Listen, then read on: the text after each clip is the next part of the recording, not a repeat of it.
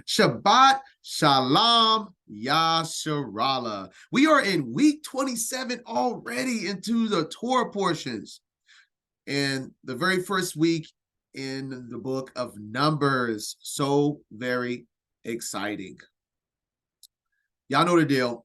Let's start off with a prayer. Ask Abba to bless this fellowship and send the Ruach for guidance. All together.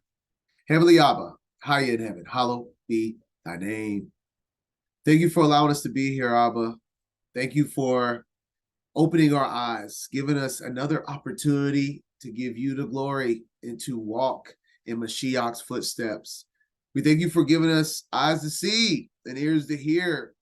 We ask for strength and endurance in these times. We ask for protection. We ask that you give us the Ruach to put on the full body armor of the Spirit so we can be protected and we can be vigilant and do what is right and righteous in your eyes, Heavenly Father, especially in these times.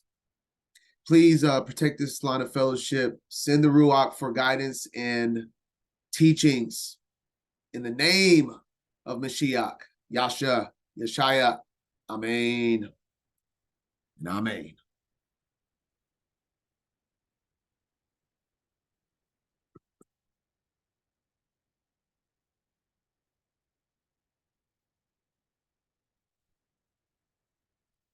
Right, let's share screen. Get this started.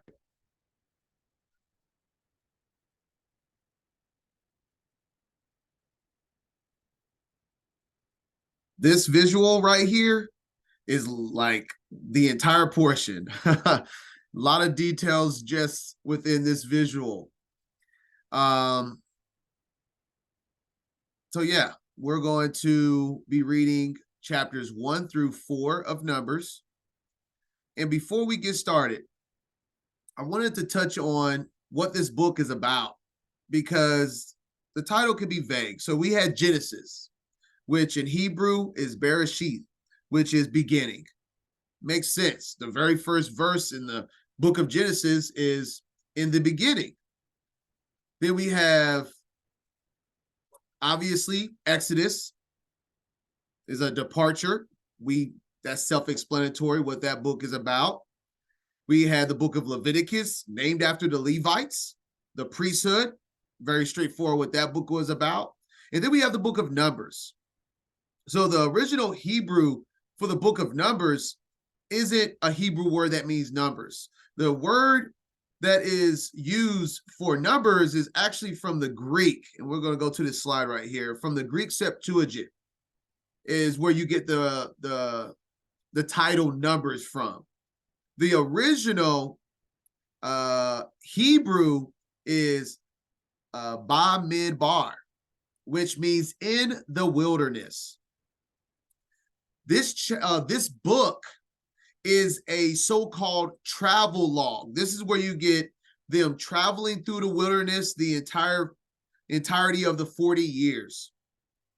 And we're starting off with them, and obviously they named it Numbers because it starts off with them numbering all Yasharala in the formation stance, as we see right here. So that's where that comes from. But the entirety of the book is them traveling through the wilderness. That's a more well-rounded understanding of the entire book instead of just the beginning of it when they're being numbered. Okay? All right. That being said, why? Oh, I forgot to switch the chapter.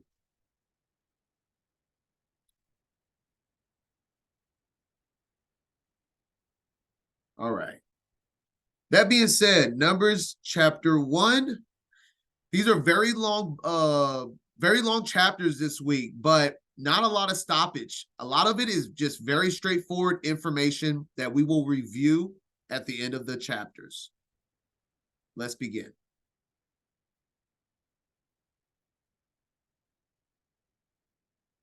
The book of Numbers, chapter 1.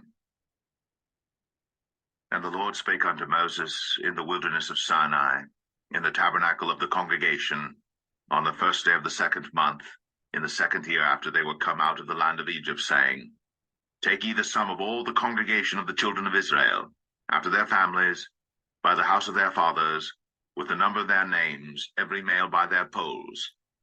From 20 years old and upward, all that are able to go forth to war in Israel, thou and Aaron shall number them by their armies.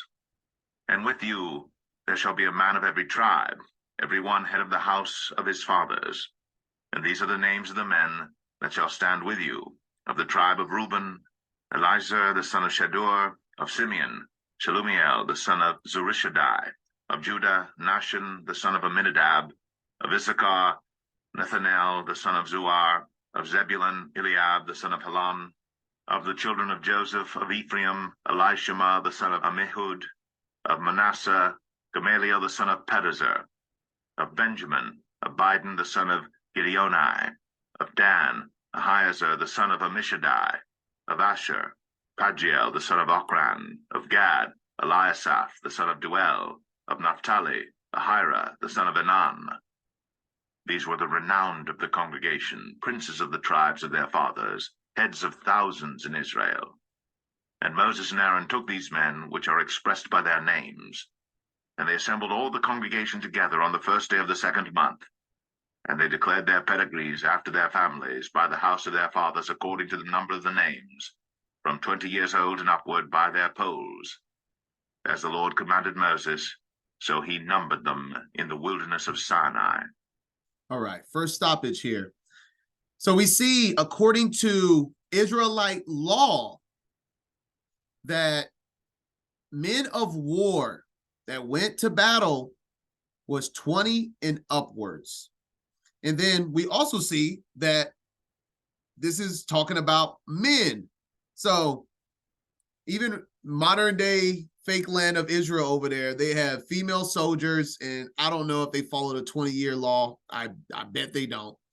But we have that men were the only ones that would arrayed in battle armor, and they needed to be at least 20 years old. All right, just notes. And then we also just observing what the scripture says, that this was the first day of the 2nd month. So this was on a new moon. And the Most High honors his people on new moons. And, these are obviously gatherings, holy convocations, each new moon. And he chose this new moon to gather his people together to do just this. So this was obviously very important.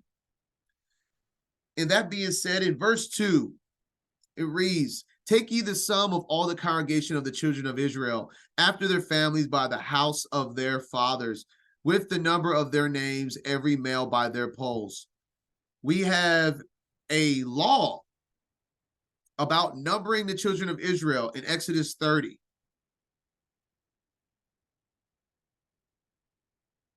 So let's read that. Right when after the Exodus, and he has freed his people, this is the law he has given for numbering the sum of the children of Israel.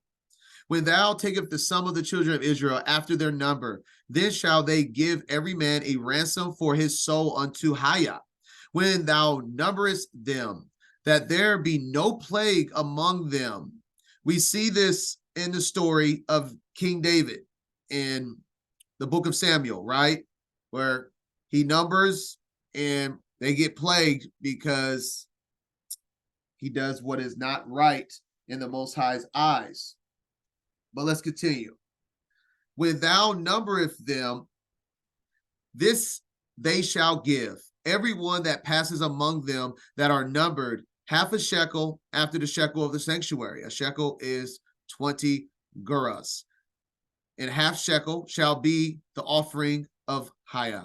Everyone that passes among them that are numbered from 20 years old and above. So we see the same standard as we're reading right now in the book of Numbers. Shall give an offering to the Most High. The rich shall not give more, and the poor shall not give less than half a shekel when they give an offering unto the Most High, to make an atonement for your souls. And thou shalt take the atonement money of the children of Israel, and shall appoint it for the service of the tabernacle of the congregation, that it may be a memorial unto the children of Yasharallah before the Most High, to make an atonement for your souls. And let me see here. I guess I decided not to put that note in there of I guess I just wanted to talk about it. I thought I put the verse of that was in the book of Samuel when King David numbered Israel and got plagued for it, but just reference there that if you do not do these commandments, just like all throughout the Tanakh, if you don't do these commandments, you will be plagued and cursed.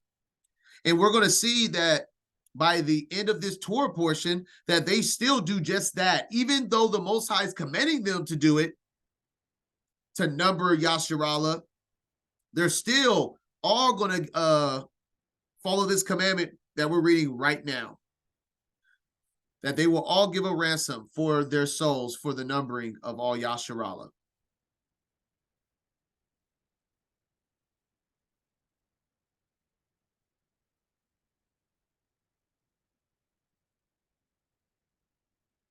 Yeah, that's a interesting point, Liz, that this is the next generation. 20 and under is the next generation that was going to inherit the land. And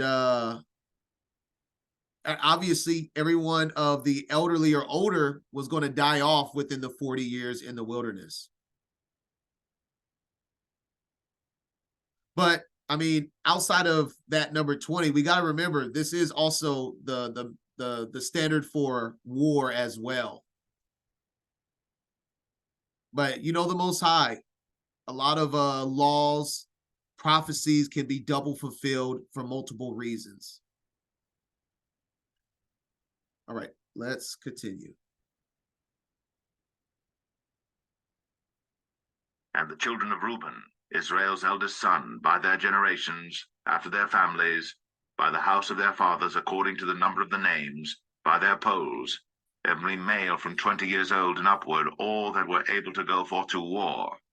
Those that were numbered of them, even of the tribe of Reuben, were 46,500.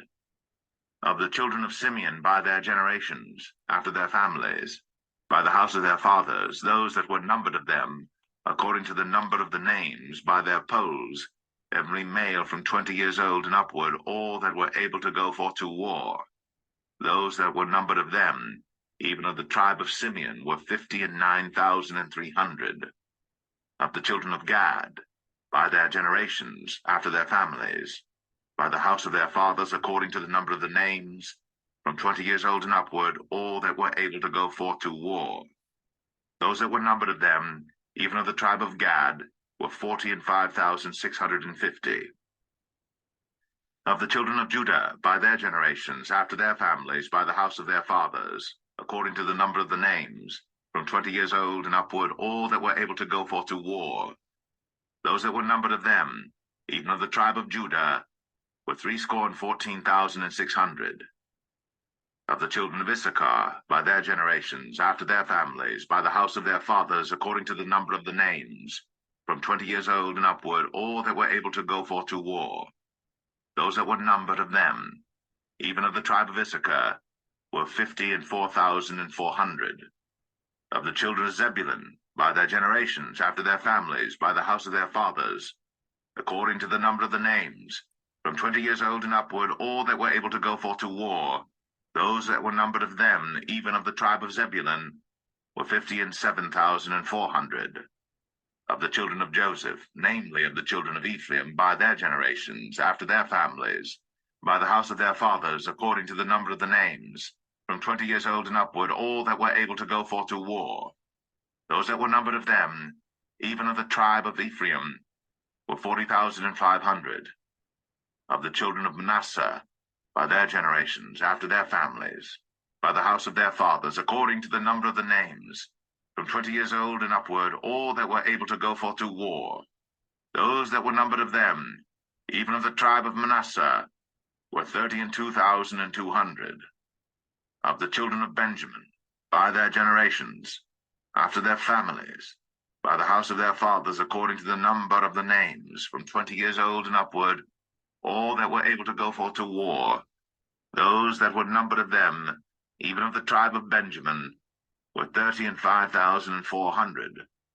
Of the children of Dan, by their generations after their families, by the house of their fathers, according to the number of the names, from 20 years old and upward, all that were able to go forth to war, those that were numbered of them, even of the tribe of Dan, were 62,700.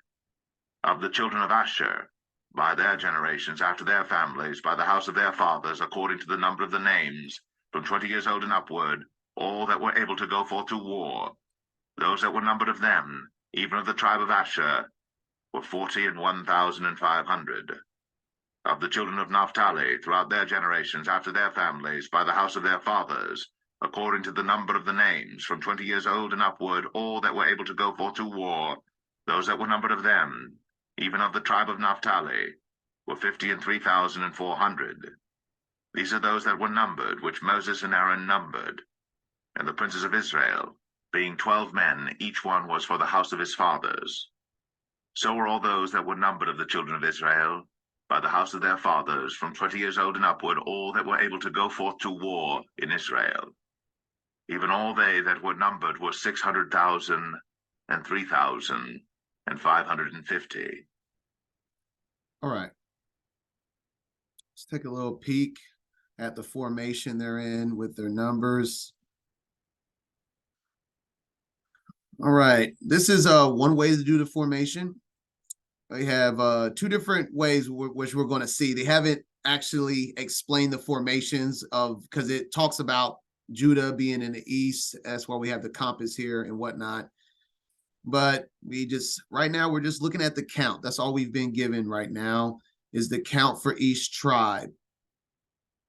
And then the following chapter, we're going to get the formation of where the count of each tribe will be placed, which is what we're already looking at the idea of. So in each side, and it has each tribe and then the total on each side.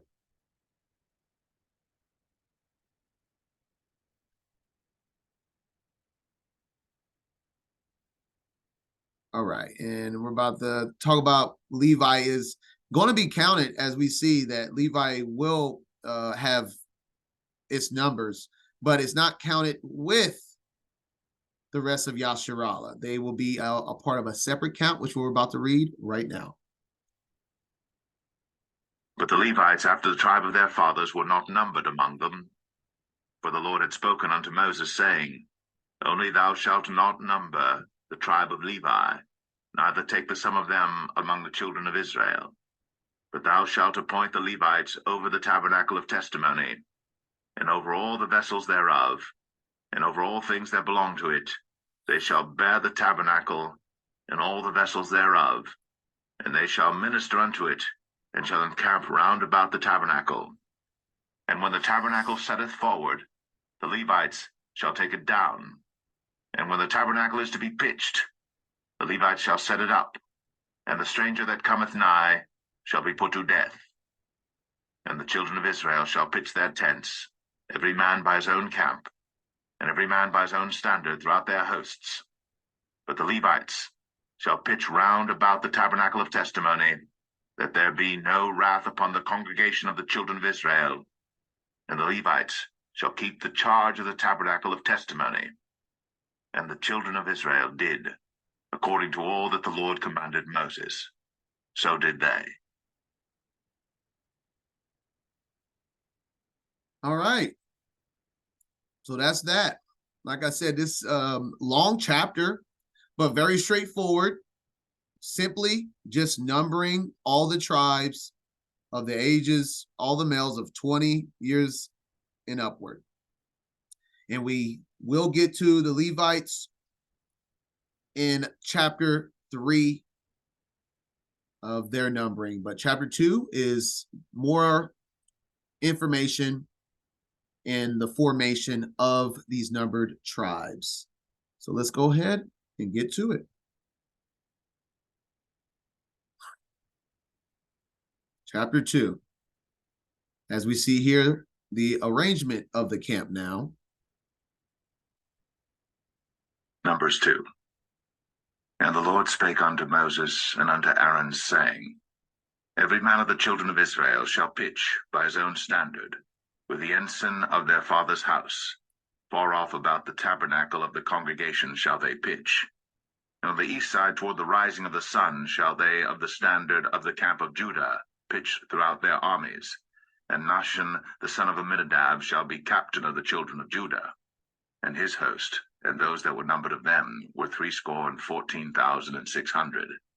And those that do pitch next unto him shall be the tribe of Issachar. And Nathaniel the son of Zuar shall be captain of the children of Issachar. And his host, and those that were numbered thereof, were 54,400. Then the tribe of Zebulun, and Eliab the son of Helon, shall be captain of the children of Zebulun. And his host, and those that were numbered thereof, were 57,400. All that were numbered in the camp of Judah were 100,000 and 6,400 and 6,400 throughout their armies. These shall first set forth. All right, let's stop there and let's review. All right, so as we just read, we have Judah's count, Issachar's count, and Zebulun's count on the east, which is the point of the compass over here. And then it gives us the total of the camp. And they have these formation in like a horizontal formation instead of I mean whatever direction you're looking at, because we see here, this is another illustration, and instead of having them going across, this has it going down. I guess each can be right in its own perspective, but either way, this is the gist of Judah, Zebulun, and Issachar being on the eastern side, which this is why they have west here, on the east side of the camp. And we see in the middle of the camp here, this is obviously where the priest in the tabernacle's at. The east side of the camp is the door of the tabernacle. So we see the little tabernacle set up. We went over this in the book of Leviticus. This is what is in the middle, and the door of the tabernacle is facing eastward at the rising of the sun. And remember, in the book of Ezekiel, so we see, this is what it says in the book of Ezekiel, that everything, the door of the tabernacle faces the sun. So instead of looking towards inside of the tabernacle where all of the holy things are at, in the book of Ezekiel, it talks about them worshiping the sun with their backs towards the Most High and their faces towards the sun. Get what I mean? Sun worship. When you worship the sun, your back is towards the Most High.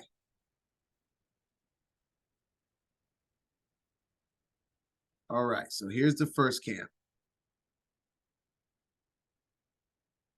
On the south side shall be the standard of the camp of Reuben, according to their armies, and the captain of the children of Reuben shall be Elizur, the son of Shadur. And his host, and those that were numbered thereof, were 46,500. And those which pitched by him shall be the tribe of Simeon. And the captain of the children of Simeon shall be Shelumiel, the son of Zerushadai. And his host, and those that were numbered of them, were 59,300. Then the tribe of Gad, and the captain of the sons of Gad shall be Eliasaph, the son of Ruel. And his host, and those that were numbered of them, were 45,650. All that were numbered in the camp of Reuben were 150 and 1,450 throughout their armies, and they shall set forth in the second rank. All right, let's pause. Then we have the camp of Reuben in the excuse me, not the east. We just went over the east, the south. Yes, the south side. So the south side, we have Reuben as the lead tribe. And then we have each count and the total count. What we got? Yep. So that's west. So we got south here. Whichever way how you want to look at it. And I also think it's very interesting. So I didn't mention this because it just came to mind that the Most High, with everything that has to do with the tabernacle and the arrangement of his people around the tabernacle, has been done on the first of the month. In Exodus chapter 40, verse 17, the tabernacle was set up on the first day of the first month in the second year. In Numbers, we have the first day of the second month in the second year is when all of this is happening.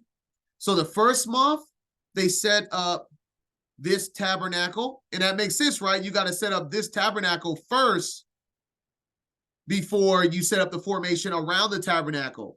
But he waited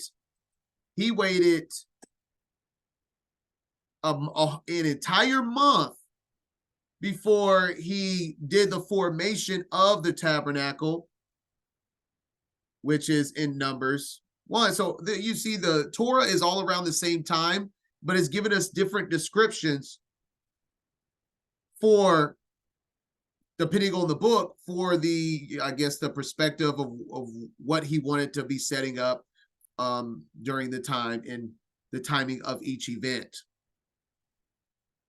So that was Exodus chapter 40, verse 17 was the setup, the first day of the first month in the second year was the setup of the tabernacle, sanctuary. And then in the first day of the second month in the second year is the formation around the tabernacle. New moon after new moon, we will come and worship him. You see what he's doing there. All right. And so Jess went over tribe of Reuben here. And since I brought it up, let me see.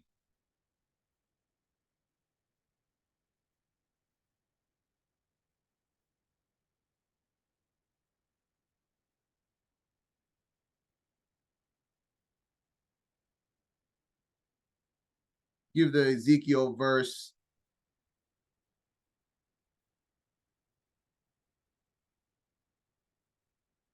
Real quick that I just brought up. Ezekiel chapter 8, verse 16. So let me read that. Since I'm going to bring it up, let's read it. And he brought me into the inner court of the Most High's house, the tabernacle. And behold, at the door of the temple of Haya, between the porch and the altar, were about 25 men, with their backs towards the temple of the Most High and their faces towards the east, and they worshiped the sun toward the east. Let me go and just add that. I'll add that verse to my notes. Ezekiel 8:16. So this, now you got a visual. I'm giving you a visual of the sun worship, that they're between the door and the altar, 25 men facing the sun, because the door is eastward, with their backs towards the temple. All right. Let's continue now.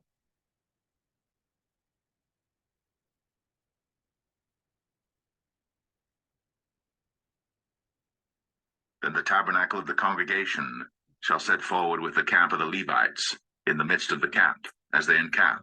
So shall they set forward, every man in his place by their standards. On the west side shall be the standard of the camp of Ephraim, according to their armies, and the captain of the sons of Ephraim shall be Elishama, the son of Ammihud, and his host, and those that were numbered of them were 40,500. And by him shall be the tribe of Manasseh, and the captain of the children of Manasseh shall be Gamaliel, the son of Pedazur, and his host, and those that were numbered of them were 32,200. Then the tribe of Benjamin, and the captain of the sons of Benjamin shall be Abidan, the son of Gideoni, and his host, and those... Oh. 1 second. Oh. Let's see. Oh, I'm tripping. Let's continue. That were numbered of them were 35,400. All that were numbered of the camp of Ephraim were 100,000 and 8,000 and 100 throughout their armies, and they shall go forward in the third rank. All right, so there we go. I stopped a little too soon. So the third rank in the west, led by the tribe of Ephraim. Their count, and then their total sum in the west.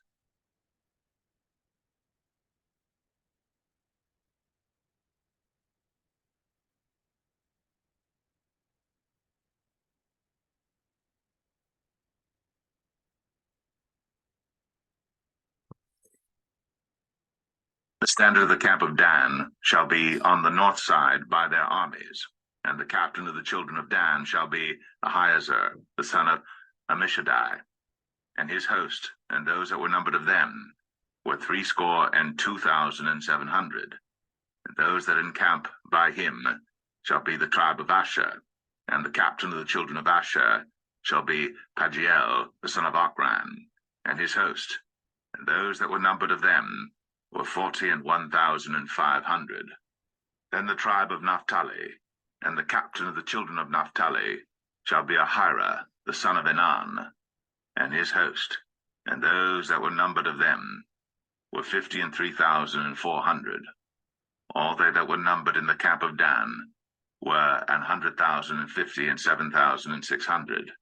They shall go hindmost with their standards. These are... And lastly, led by the camp of Dan, and their total in the north. Those which were numbered of the children of Israel, the house of their fathers, all those that were numbered of the camps throughout their hosts, were 600,000 and 3,550. But the Levites were not numbered among the children of Israel, as the Lord commanded Moses. And the children of Israel did according to all that the Lord commanded Moses. So they pitched by their standards, and so they set forward, every one after their families, according to the house of their fathers. And that is chapter 2 of Numbers. All right, so I'm going to go through and add some details from... Oh, before I go and add details in the Targum, because the Targum gives a on earth as it is in heaven perspective in the details that we're going to get from the Targum. And so we'll go into that. That's all. That's why I waited for the entire chapter and to go through all of them, because this is like a whole nother perspective, that points that I'm going to go over. But I want to go, now we read through the entire chapter, the book of Jasher with Jacob, Yasharallah. Jacob gives his children a commandment that mirrors everything we just read with the order of the tribes in their formation in Jasher chapter 56.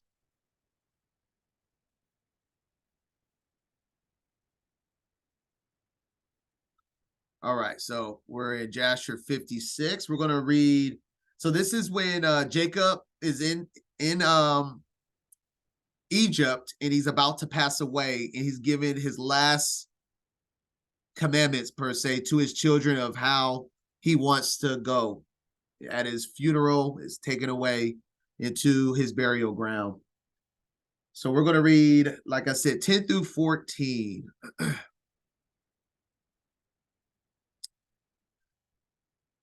Well, we see, well, this is verse 8, but I'll read it anyway. We see that Judah's leading in the east, right? And unto Judah, I know, my son, that thou art a mighty man for thy brethren. Reign over them, and thy sons shall reign over their sons forever. Excuse me. But, all right, verse 10. And Jacob again commanded his sons on that day, saying, Behold, I shall be this day gathered unto my people. Carry me up from Egypt, and carry me in the cave of Machpelah, as I have commanded you. Howbeit, take heed, I pray you, that none of your sons carry me, only yourselves. And this is the manner you shall do unto me, when you carry my body to go with it to the land of Canaan to bury me. All right, here it is. Remember what we just read in the order of the tribes. Judah, Issachar, Zebulun shall carry my bier at the eastern side. Judah, Issachar, Zebulun. Okay.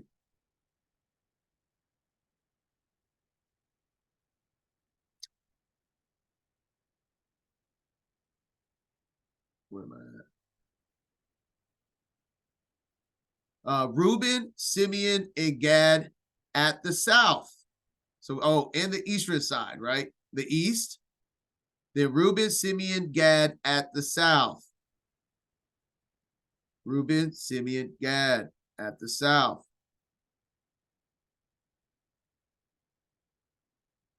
Ephraim, Manasseh, and Benjamin at the west. Boom, boom, boom. Dan, Asher, and Naphtali at the north. Look at that prophetic statement by Yaakov. All right, finishing it now. We're even though we haven't got to the tribe of Levi yet, but we know that they are in the midst of the camp and that they're special. Let not Levi carry with you, for he and his sons will carry the ark of the covenant. How about that? Of Haya with the Israelites in the camp. Neither let Joseph, my son, carry. And that's why we see Manasseh and Ephraim, right? For as a king, so let his glory be. Howbeit, Ephraim and Manasseh shall be in their stead. Man, this is so prophetic. Thus shall you do unto me when you carry me away. Do not neglect anything of all that I command you. And it shall come to pass when you do this unto me, that the Adon will remember you favorably and your children after you forever. Very cool. Love the connections like that.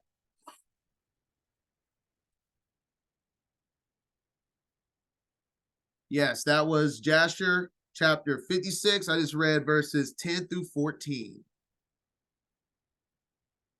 And we have the Levites bearing the Ark of the Covenant, aka the entire tabernacle in itself. And we're about to read that in the next couple of chapters. All right. Now, like I said, before we continue, though, from chapter 2, we're going to go into the Targums. Let me see. Verse 3. So, not going to review the name. We're just going to go with that is not listed. The length of the camp of Israel shall be 12 miles, and its breadth 12 miles.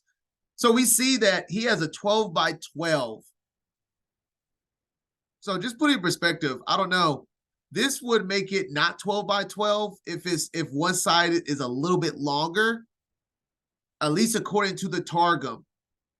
This would make this formation a little bit more comprehensive with what we just read in the Targum. Because he's saying that it's 144 mile radius, according to the Targum, okay? That is 144, and you know, that does sound like scripture, right? That is 12 miles by 12 miles, 144 square miles. I think I'm saying that right, is what it's implying. And that reminds me of what I read earlier in the Targums in Exodus 20, when they first got to Mount Sinai, in 20 verse 15 in the Targum. And all the people saw the thunders and which turned back, everyone as he heard them coming forth from the midst of the lights, and the voice of the trumpet as it will raise the dead. Oh, that was very cool. And the mountain smoking, and all the people saw it, drew back and stood 12 miles off. Just want to point it out that they're 12 miles off from Sinai, and the camp is 12 by 12 miles. So the mountain has got to be pretty big, and the people was a big multitude. All right, back to Numbers 2 verse 3 in the Targum. All right, so I wanted to just touch on what is not listed. It talks about just naming them after the stones that's in the breastplate of the tribe of the high priest, which we went over. But here's the parts that I'm going to touch on. Where is it at? Okay, here we go. Arise. So we have the Judah, Issachar, Zebulun. Arise, O Adon, and let thy enemy be scattered, and thy adversaries be driven away before thee. And upon it shall be set forth the figure of a young lion. All right, so take note. We have a figure of a young lion. Then we're going to verse 10 for the next 3 tribes. And just cutting to the point, like I said, I'm not going to review. It talks about the breastplate again, and that it's spreading over 4 miles because each tribe has 4 miles for, or whichever. I'm not trying to do all the math. But so we have the tribe, the stones in the breastplate, and then the main part I'm touching on here.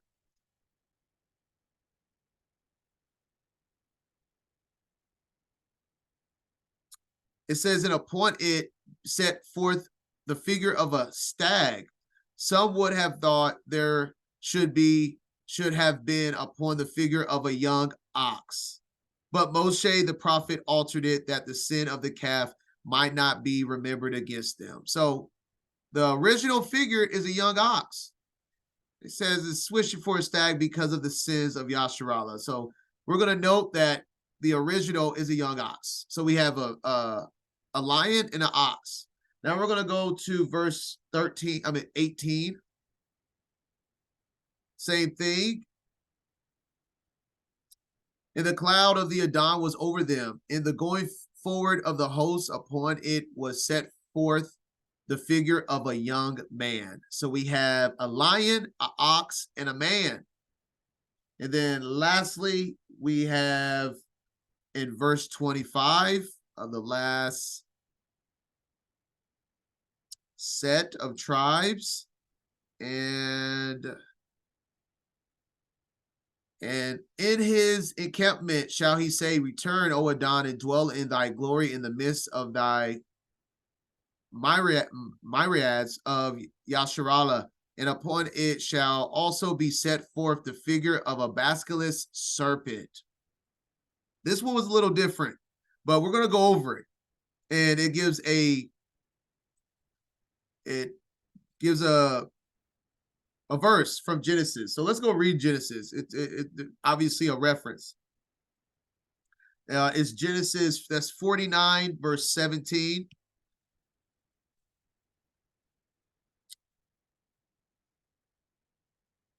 Oh, I put it afterwards. Dan shall be a serpent by the way, an adder in the path that biteth the horse heels, so that his rider shall fall backward.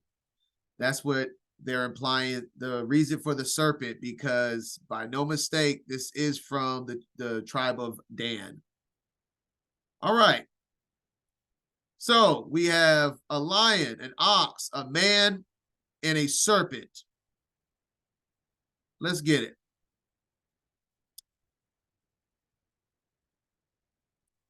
Oh, I wanted to add before I move forward, No matter what formation you look at it, if you look at it from this perspective or this perspective, we have the sign of the Tav, which is a mark.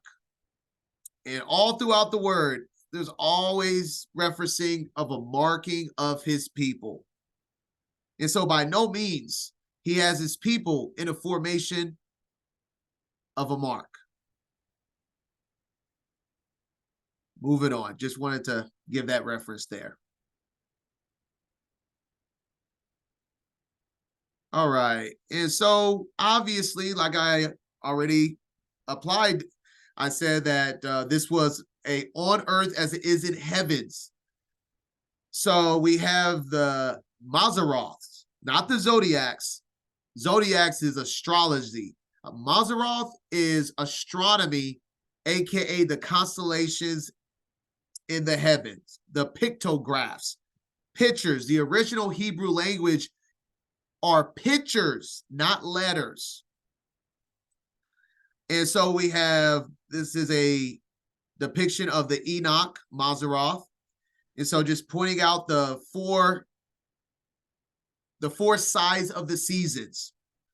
You have, obviously, the lion, where we had the tribe of Judah leading, and then it gave the reference of an ox when it was saying that it was supposed to be an ox, but they changed it to a stag because of the sin. But either way, it was a reference of an ox towards the tribe of Ephraim.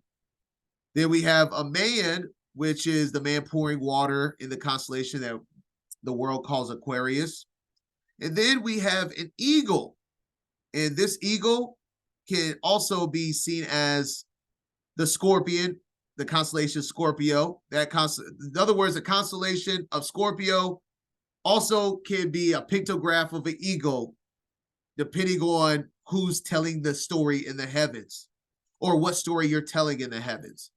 And that being said, now we have, thinking about these four, this is in the book of Revelation, chapter 4, verses 1 through 8. So let's read. So this is John, right? And we're about to read that this is him in the spirit, and he's looking at the door opened in heaven. And after this, I looked, and behold, a door was opened in heaven. So this is a vision of the heavens. And the first voice which I heard was as it were of a trumpet talking with me. We just read. We know what that is, right? We just got done with Feast of Trumpets, right? Which said, come up hither, and I will show thee things which must be hereafter. And immediately I was in the Ruach. So he's in the Ruach, looking at a vision in heaven. And behold, a throne was set in heaven, and one sat on the throne.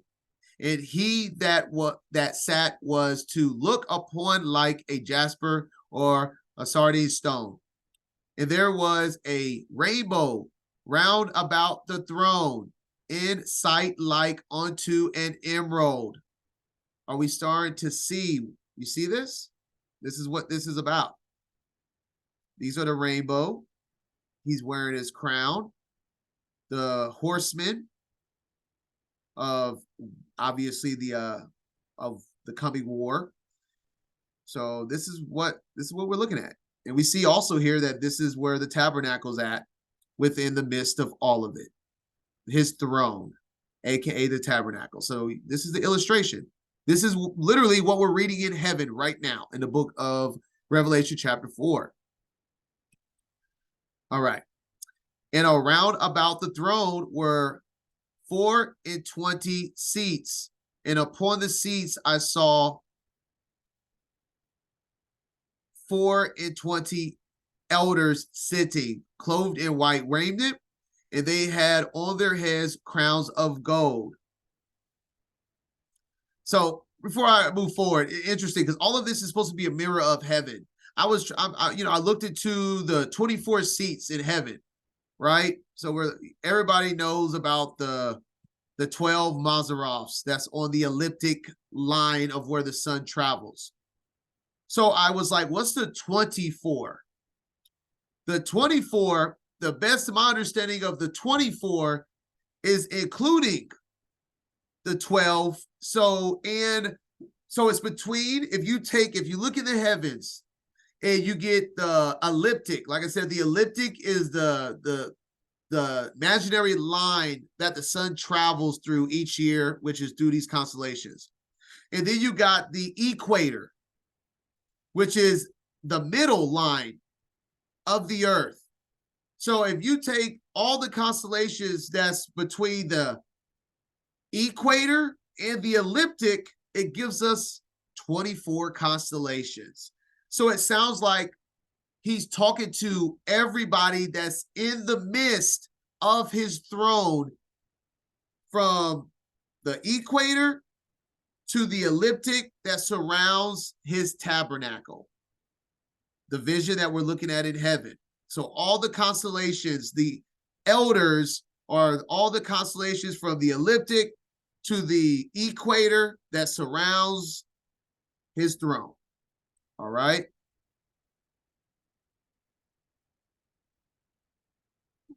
Let's get back. Where am I? Okay.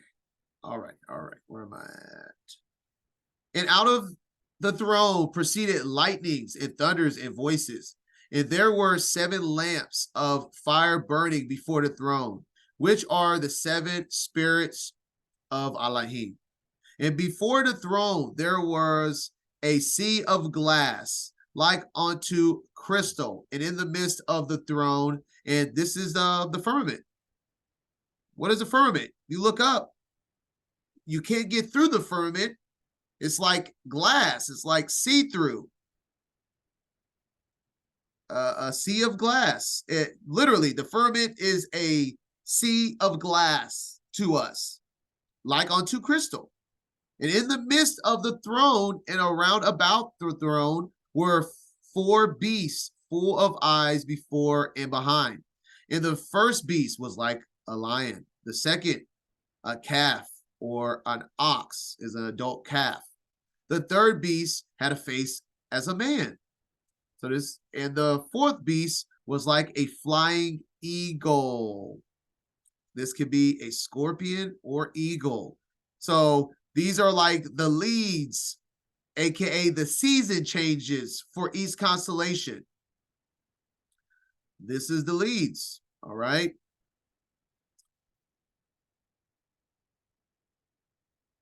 And the 4 beasts had each of them 6 wings about him,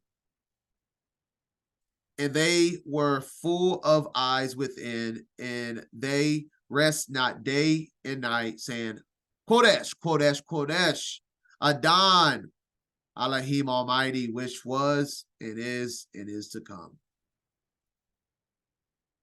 All right. Like I said, we were going down this little rabbit hole of on earth as is in heaven illustrations here now. So this is what is being depicted on earth in this formation. Is no coincidence, because we know the tabernacle is a mirror of the tabernacle in heaven. So why not this formation is a mirror of this formation in heaven, right? Makes sense to me. If you grew up in churchianity like I have, they make you scared to look up at heaven in fear because of astrology. Hasatan has trained the minds of the religious leaders to make us fearful when the truth is right above our heads the entire time.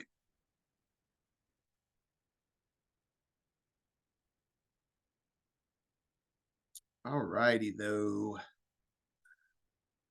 Let me see. Oh, I wanted to, oh yes, one last thing. I wanted to touch on the serpent. So this one is, we went over it just now, that this one right here in the Targums can be a scorpion or an eagle, and all the other 3 has been stated, but this one says it's a serpent.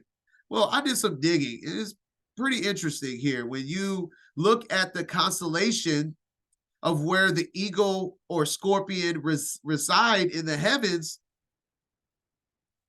Look what else is right on the elliptic. if you look right here, you see elliptic. Like I said, this is where you get the sun traveling, the imaginary line where the sun travels every year. And if you look at these lines, you see this line right here, Virgo, this is what we're looking at. See that? Lines up perfectly. Then we have the scales, Libra. So we see that box. And then we have the scorpion or eagle here, right here in this box. Well, look what the sun travels through as well. I'm even going to try to say that. I butcher it, but it's the serpents, this is a pagan name anyway, but serpents, the sun also travels through this during almost the same exact time frame of Scorpio. And look what's right on the elliptic. A basculate serpent. Wow. So there you go. Is this literally Dan holding a serpent? Scripture will say yes if we understand the story in the book is in the heavens. This is literally Dan. Crazy.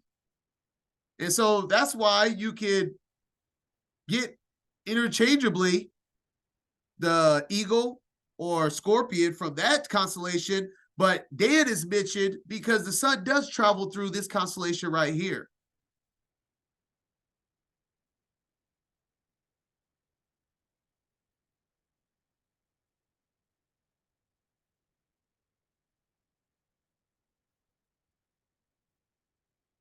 All right. Yeah, that's all I have. I think that's it. Let me double check. All right. I think we're done with the heavenly tablets review here. Yes. All right. Chapter 3 of the book of Numbers.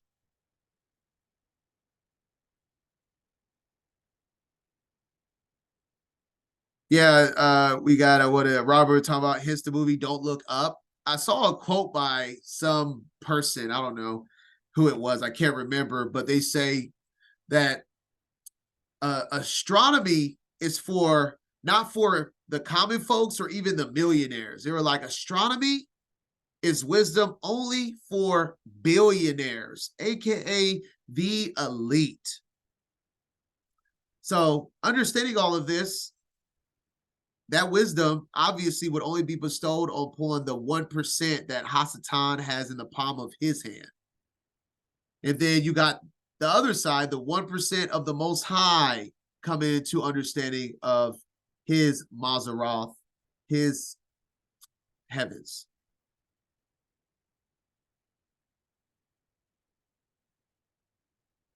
All right, so now we're in Numbers 3. We're going to be talking more about the Levites now. Numbers 3. These also are the generations of Aaron and Moses in the day that the Lord spake with Moses in Mount Sinai. And these are the names of the sons of Aaron: Nadab the firstborn, and Abihu, Eleazar, and Ithamar. These are the names of the sons of Aaron, the priests which were anointed, whom he consecrated to minister in the priest's office. And Nadab and Abihu died before the Lord, when they offered strange fire before the Lord in the wilderness of Sinai, and they had no children. And Eleazar and Ithamar ministered in the priest's office in the sight of Aaron their father. And the Lord spake unto Moses, saying, Bring the tribe of Levi near, and present them before Aaron the priest, that they may minister unto him. And they shall keep his charge, and the charge of the whole congregation before the tabernacle of the congregation, to do the service of the tabernacle. And they shall keep all the instruments of the tabernacle of the congregation, and the charge of the children of Israel, to do the service of the tabernacle. And thou shalt give the Levites unto Aaron and to his sons. They are wholly given unto him out of the children of Israel. And thou shalt appoint Aaron and his sons, and they shall wait on their priest's office, and the stranger that cometh nigh shall be put to death. All right, so I just want to point out, give understanding here that we're talking about the sanctuary, that only obviously all the Levites we're going to read have their appointed jobs in the sanctuary, in the tabernacle. But we see that the sons of Aaron get the most prestigious job, that they shall keep his charge and the charge of the whole congregation before the tabernacle. And we're going to read that the sons of Aaron, I believe in next chapter, is in charge of all the other Levites. Aaron has been put in charge and his sons has been separated even from the other Levites, and they get the most prestigious position of all the children of Yasharallah. If you ask me, you can't get more prestigious than being in charge of the tabernacle. And we're going to see just so when we're reading, you can already start gathering understanding that we have 3 camps of Levites, and each of these camps are going to get different jobs. So pay attention to each job of every camp of the sons of Levi.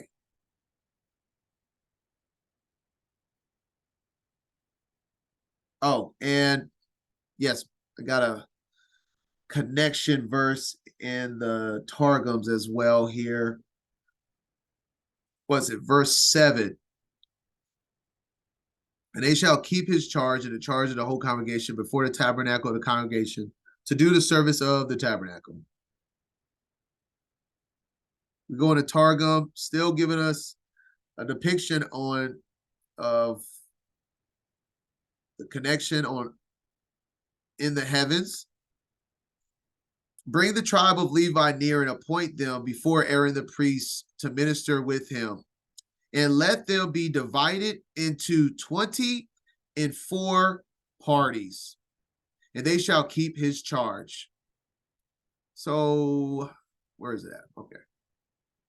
Remember, 24. Here we go.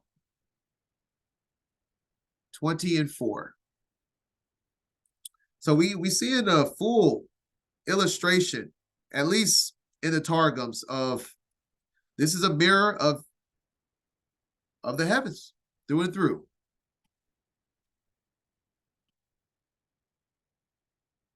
All right. Yeah. All right. That's it. Let's get it. Let's continue. And the Lord spake unto Moses, saying, And I, behold, I have taken the Levites from among the children of Israel, instead of all the firstborn that openeth the matrix among the children of Israel. Therefore the Levites shall be mine, because all the firstborn are mine. For on the day that I smote all the firstborn in the land of Egypt, I hallowed unto me all the firstborn in Israel, both man and beast. Mine shall they be. I am the Lord. And the Lord spake unto Moses in the wilderness of Sinai, saying, Number the children of Levi after the house of their fathers by their families. Every male from a month old and upward shalt thou number them. And Moses numbered them according to the word of the Lord, as he was commanded. And these were the sons of Levi by their names, Gershon and Kohath and Merari. And these are the names of the sons of Gershon by their families, Libni and Shimei. And the sons of Kohath by their families, Amram and Izahar, Hebron, and Uzziel. And the sons of Merari by their families, Malai and Mushai. These are the families of the Levites according to the house of their fathers. Of Gershon was the family of the Libnites, and the family of the Shimites. These are the families of the Gershonites. Those that were numbered of them, according to the number of all the males, from a month old and upward, even those that were numbered of them, were 7,500.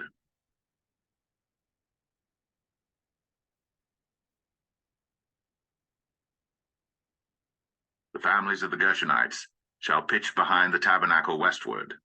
And the chief of the house of the father of the Gershonites shall be Eliasaph the son of Lael.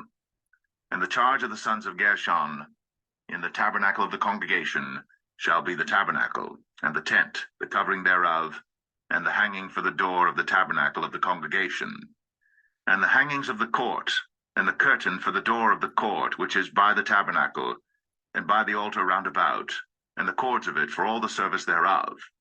All right, so we see that pretty much the overall structure of the tabernacle, the curtains, the court, is Gershon. And they were to be behind the tabernacle westward. All right. Let's continue. And of Kohath was the family of the Amramites, and the family of the Isharites, and the family of the Hebronites, and the family of the Uzzielites. These are the families of the Kohathites. In the number of all the males from a month old and upward were 8,600, keeping the charge of the sanctuary. The families of the sons of Kohath shall pitch on the side of the tabernacle southward. And the chief of the house of the father of the families of the Kohathites shall be Elizaphan the son of Uzziel. And their charge shall be the ark, and the table, and the candlestick, and the altars, and the vessels of the sanctuary wherewith they minister, and the hanging, and all the service thereof. And Eleazar the son of Aaron the priest shall be chief over the chief of the Levites, and have the oversight of them that keep the charge of the sanctuary. All right, so Kohath, we have 8,600 on the south of the camp, southward. And so we had the last Gershom was the tabernacle, the curtains, the structure of it. And we see that Kohath is in charge of the vessels inside of the sanctuary, such as the ark, the table, the candlestick, and the altar. All right. And so now got one more set of Levites here. Of Merari was the family of the Mahlites, and the family of the Mushites. These are the families of Merari. And those that were numbered of them, according to the number of all the males, from a month old and upward, were 6,200. And the chief of the house of the father of the families of Merari was Zuriel, the son of Abihail. These shall pitch on the side of the tabernacle northward. And under the custody and charge of the sons of Merari shall be the boards of the tabernacle, and the bars thereof, and the pillars thereof, and the sockets thereof, and all the vessels thereof, and all that serveth thereto, and the pillars of the court round about, and their sockets, and their pins, and their cords. So we see Merari has like the hard stuff. Gershom had the curtains and the outer soft fabrics of the tabernacle. Kohath had the inner vessels, and Merari has the wood and the structured beams that is that holds it up. So everyone has their own jobs. Every priest is not like, in other words, it wasn't like priests just like everybody doing the same type deal. Every priest had their own job. And I've said this in multiple studies in our walk as training to be priests of the Most High. Everyone has different jobs. We see it over and over and over again. Every tribe has separate leaders, and every tribe and even the separation of the Levites, everyone has a job. Everybody don't do the same thing. It ain't nothing new under the sun. Find what your duty is in modern day time. For you, for me, for each and every one of us. Pray, ask him, what do you want me to do, Abba, in your name? Don't get online and just try to just mimic everybody. Actually pray and ask him humbly, give me a task. I want to do whatever I can do and what I'm supposed to do for the kingdom. Telling you, that's a very big problem nowadays. Everybody wants to be him or her. Everybody. Out of all of these people, look at all these people. We have 157,000, 108, 186, 151. Then we got 75, 62. There's only one leader in charge of each one of these tribes. Each one of these groups, there's only one for each. And every person in there has a duty. Not everyone is leading. Not everyone is teaching. Not everyone is doing the same job. And I refuse to believe that certain folks truly believe that they should be doing some stuff that online. It's very obvious that some folks is trying too hard to be something that they're not nowadays. Humble yourself and he'll give you something to do that will fill your heart with joy and fulfill the task that you've been awakened to become. Yes, we are all of one body. We all can't be a right arm. We all can't be a head. We all can't be the same pieces of a body. All right, let's continue.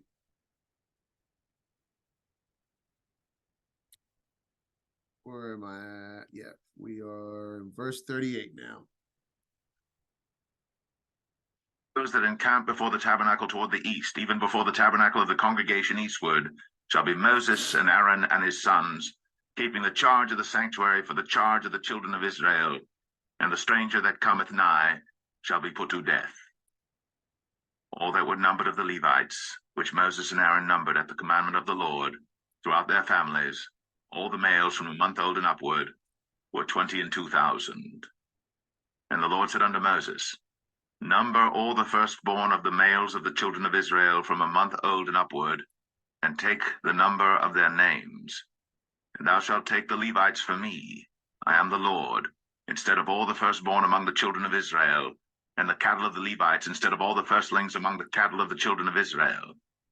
And Moses numbered, as the Lord commanded him, all the firstborn among the children of Israel, and all the firstborn males by the number of names, from a month old and upward, of those that were numbered of them, were 22,213. All right, what we're seeing here is an exchange, literally like a trade for a trade. It's pretty cool. So let's read this again so we understand and comprehend what we're reading. This is the biggest thing. I was just talking to my aunt yesterday. He brought up like, yes, too many people read the word, but not enough people comprehend. So let's make sure we're comprehending as we read. So we talked about at the beginning of this Torah portion about the numbering of Yasharallah, how you have to redeem the firstborns. But we have an exchange. The Most High is literally making an exchange like we do it with currency, with cattle, with anything that is of value. And so he's saying, number all the firstborn males of the children of Yasharallah from a month old and upward, and take the number of their names. And thou shalt take the Levites for me, instead of all the firstborn among the children of Yasharallah, and the cattle of the Levites, instead of the firstlings among the cattle of the children of Yasharallah. And then Moses numbered. And then he says that all the firstborn males by the number of the names from a month old and upward. And then he gives the count. So what's about to happen is he just numbered all of Yasharallah. And then the following verses, he's saying, instead of paying the cost to redeem them, give me the Levites as for my inheritance. This is a special verse because this is foreshadowing the millennium kingdom. So let's read that now. So he just did a count and he said, we're going to do a count so I can accurately give an exchange that is a righteous exchange, that is an even exchange. All right, we're going to read the rest of this chapter and then we'll review it. And the Lord spake unto Moses, saying, Take the Levites instead of all the firstborn among the children of Israel, and the cattle of the Levites instead of their cattle, and the Levites shall be mine. I am the Lord. And for those that are to be redeemed of the 213 of the firstborn of the children of Israel, which are more than the Levites, thou shalt even take 5 shekels apiece by the poll. After the shekel of the sanctuary shalt thou take them. The shekel is 20 gerahs. And thou shalt give the money wherewith the odd number of them is to be redeemed unto Aaron and to his sons. And Moses took the redemption money of them that were over and above them that were redeemed by the Levites. Of the firstborn of the children of Israel took he the money, 1,365 shekels, after the shekel of the sanctuary. And Moses gave the money of them that were redeemed unto Aaron and to his sons, according to the word of the Lord, as the Lord commanded Moses. Very cool exchange here. So the Most High is making an even exchange. He's saying for every firstborn that you just counted, I hate when it's spelled this way. Let's go over here in the verse 43. They have it spelled at 22,273. And then he says, so that's the count of everyone outside of the Levites that you are supposed to, what we just read. Or what we're about to read. And then, well, let's just go ahead since I'm right here. This is foreshadowing his inheritance, which is the priesthood. 1 Peter 2:9, but ye are a chosen generation, a royal priesthood, a holy nation, a Kodesh nation, a peculiar people, that ye should show forth the praises of him who has called you out of darkness into his marvelous light. All praises in the name of Mashiach. And then just review, if you, I show this verse, but it's very important to show it again right here in Numbers 18. This is what this verse is referring to later on. We're going to read this obviously in Numbers, but just to connect it right now. Everything that opens the matrix, which is a word for womb, in all flesh, which they bring unto the Most High, whether it be of beast, man, or beast, shall be thine. Nevertheless, the firstborn of a man shalt thou surely redeem, and the firstlings of an unclean beast shalt thou redeem. That's what's going on right now. We're doing a redemption of the firstborn exchange with the Levites. And what is the exchange? And those that are to be redeemed from a month old, thou shalt redeem according to thy estimations for the money of 5 shekels after this shekel of the sanctuary. And so we see that there needs to be a price paid for the firstborn. And as we read, take the Levites instead of all the firstborn among the children of Israel, and the cattle of the Levites instead of their cattle. And the Levites shall be mine. So you are either a part of the royal priesthood, because the priesthood is his inheritance. Everyone that is called his, that are a part of the elect, will be a royal priesthood and will be crowned as priests. Royal priests. That's why they're crowned, because they are royal priests after the order of Melchizedek. And the Melchizedek is a king priest. See, where he is a foreshadowing even of what we will become.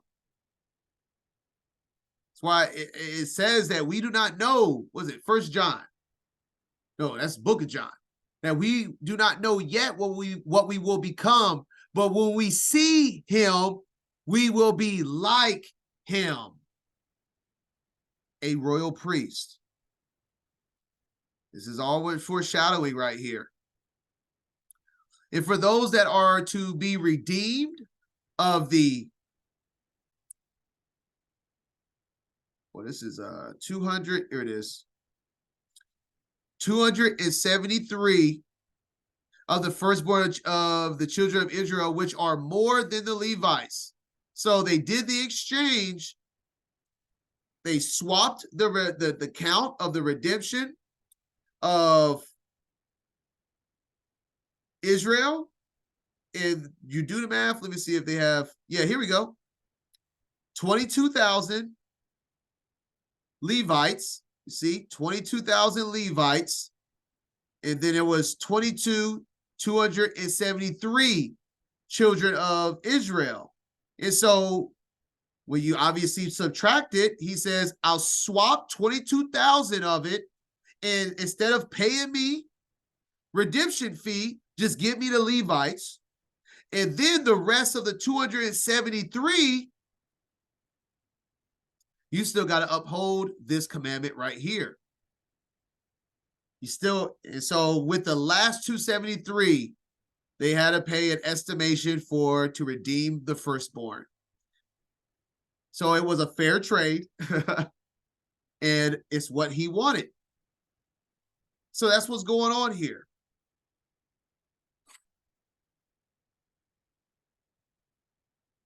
Hope all of this makes sense. Oh, yes. Chapter 2 of 2nd Esdras is one of my favorite chapters of all scripture. It's about his elect getting crowned. How could it not be one of my favorites? It's the day that we all yearn for. It will sob like babies. I can't imagine it. I can't imagine it. All I know is that nobody and nothing will stand in my way of that. And don't let anybody steer you away from that truth, Yasharallah. Oh, man. Always gives me that feeling of excitement thinking about it. It's be a surreal day.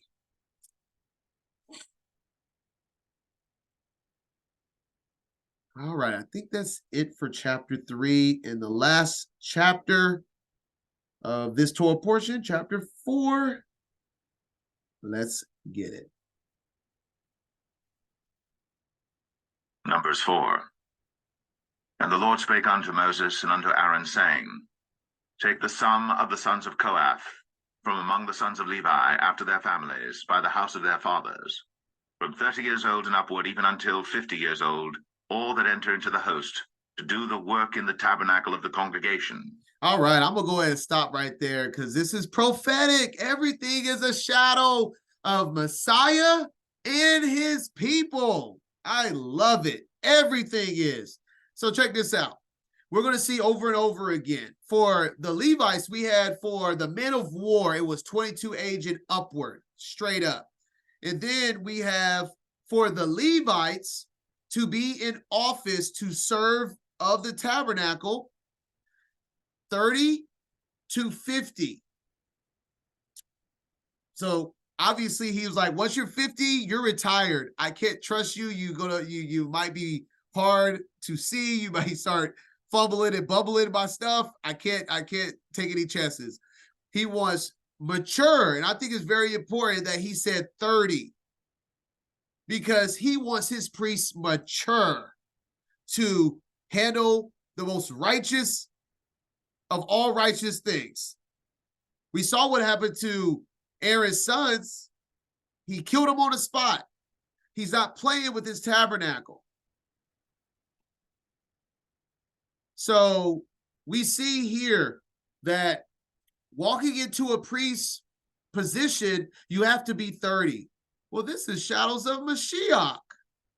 Why do you think it's a coincidence they give us an age of Mashiach before he starts his ministry and stepping into that Melchizedek order? Luke 3:23, and Yasha himself began to be about 30 years of age. Why do you think they told us that? That's the only time they give us an age. And it's after his baptism, right before he starts his ministry.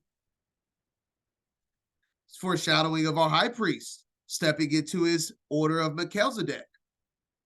And then we continue just talking about this order of Melchizedek. For this Melchizedek, king of Salem, priest of the Most High Elohim, stepping into it of age, who met Abraham returning from the slaughter of the kings and blessed him, to whom also Abraham gave a 10th part of all. So that's what you do for the priesthood, right? First being by interpretation, king of righteousness. And after that, also king of Salem, which is king of peace. Without father, without mother, without descent, having neither beginning of days nor end of life, but made like unto the Son of Elohim, abideth a priest continually. All glory. All right. So just foreshadowing of our Mashiach being priest here. Let's continue.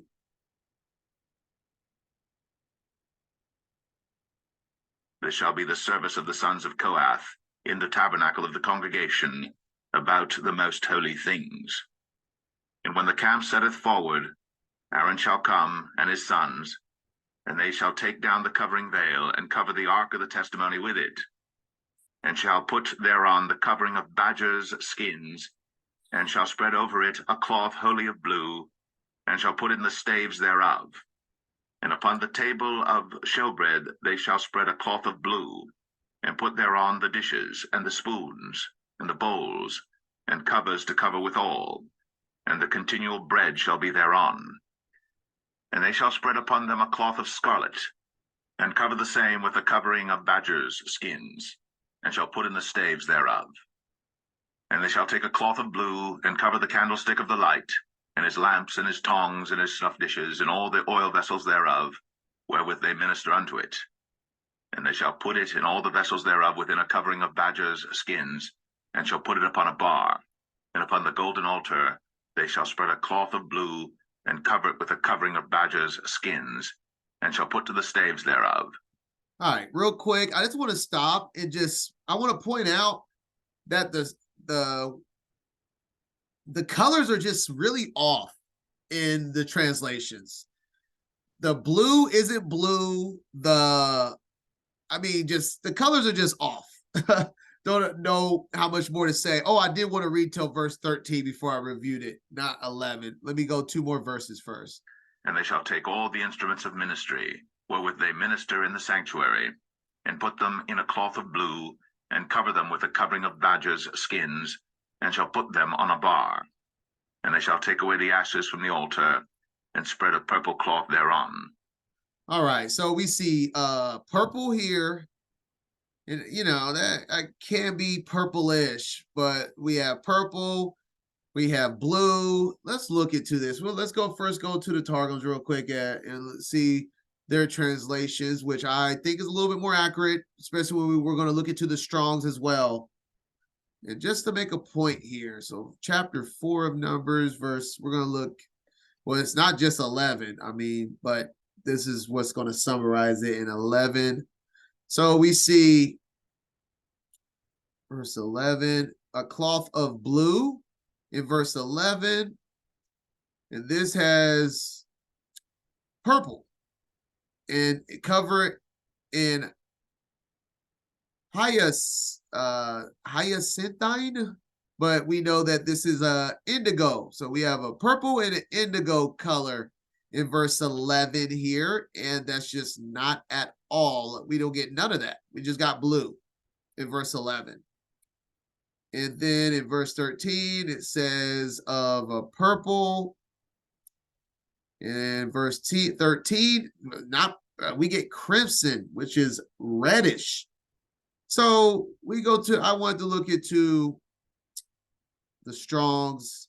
And so this is, I didn't touch the blue being hyacinth, which is an indigo, because we already have, like, every time it says blue on the almost every time it says blue on the tabernacle, it's actually hyacinth, which is an ancient name for indigo. So like I said, I didn't show y'all that, but because we already went over it. So I'm just saying that color is a little off. And then we see here that this is not purple. It's more of a red purple. And then even, looking at different perspectives of the lexicon, like I said, reddish purple. And so in other words, if you look up reddish purple and purple, those are not the same things.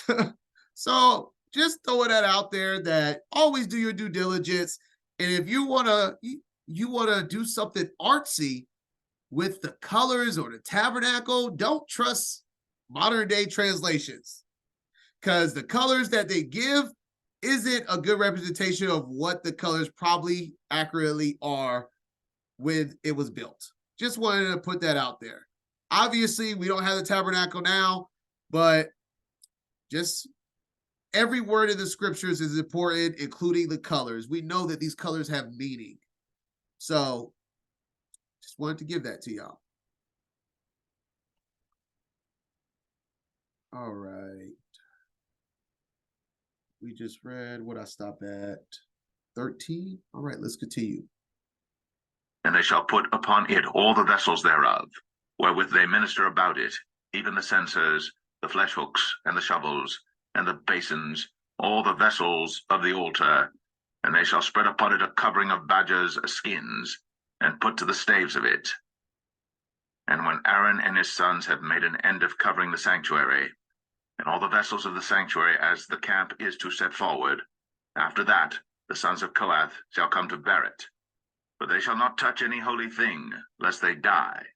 These things are the burden of the sons of Kohath in the tabernacle of the congregation.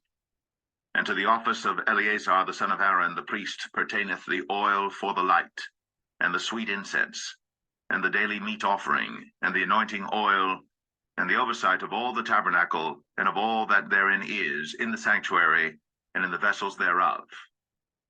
And the Lord spake unto Moses and unto Aaron, saying, Cut ye not off the tribe of the families of the Kohathites from among the Levites, but thus do unto them, that they may live and not die, when they approach unto the most holy things.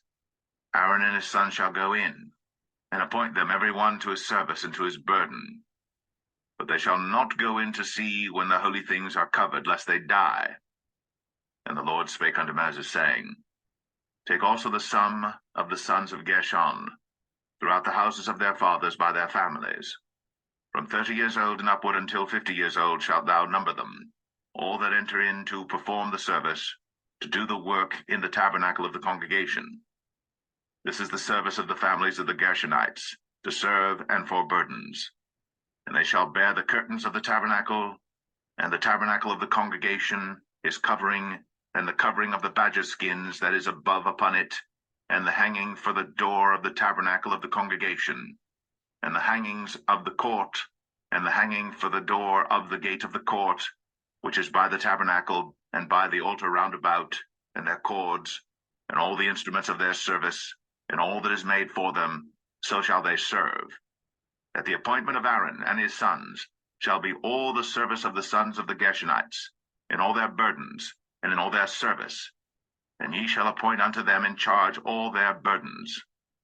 This is the service of the families of the sons of Gershon in the tabernacle of the congregation, and their charge shall be under the hand of Ithamar the son of Aaron the priest.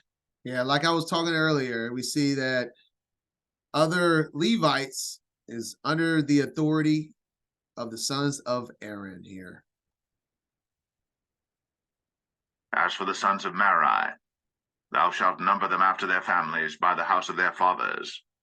From 30 years old and upward, even unto 50 years old, shalt thou number them, every one that entereth into the service, to do the work of the tabernacle of the congregation.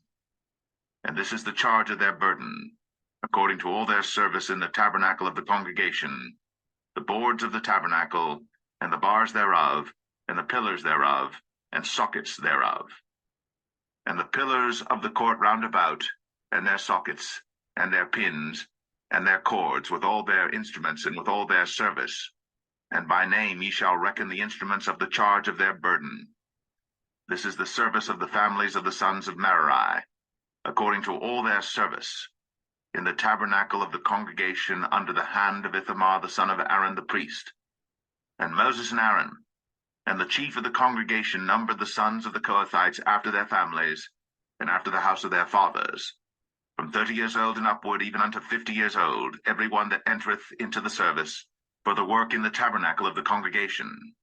And those that were numbered of them by their families were 2,750. These were they that were numbered of the families of the Kohathites, all that might do service in the tabernacle of the congregation, which Moses and Aaron did number, according to the commandment of the Lord, by the hand of Moses. And those that were numbered of the sons of Gershon throughout their families and by the house of their fathers, from 30 years old and upward, even unto 50 years old, every one that entereth into the service, for the work in the tabernacle of the congregation, even those that were numbered of them throughout their families by the house of their fathers, were 2,630. These are they that were numbered of the families of the sons of Gershon, of all that might do service in the tabernacle of the congregation, whom Moses and Aaron did number according to the commandment of the Lord. And those that were numbered of the families of the sons of Merari throughout their families by the house of their fathers, from 30 years old and upward, even unto 50 years old, every one that entereth into the service for the work in the tabernacle of the congregation, even those that were numbered of them after their families were 3,200. These be those that were numbered of the families of the sons of Merari, whom Moses and Aaron numbered according to the word of the Lord by the hand of Moses. All those that were numbered of the Levites, whom Moses and Aaron and the chief of Israel numbered, after their families, and after the house of their fathers, from 30 years old and upward, even unto 50 years old, every one that came to do the service of the ministry and the service of the burden in the tabernacle of the congregation, even those that were numbered of them were 8,580.